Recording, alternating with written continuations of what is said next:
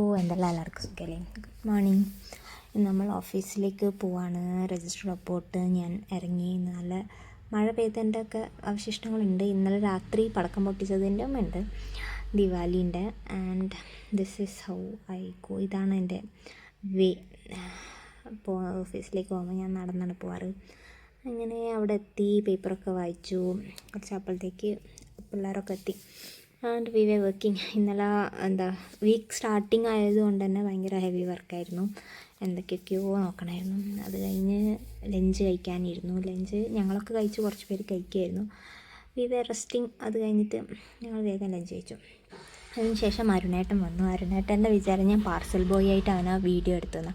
പക്ഷെ ഞാൻ വെറുതെ അവൻ വന്നുകൊണ്ട് വീഡിയോ എടുത്തുന്നേ ഉള്ളൂ. എൻ്റെ പാർസൽ അവൻ്റെ കയ്യിലായിരുന്നുള്ളത്.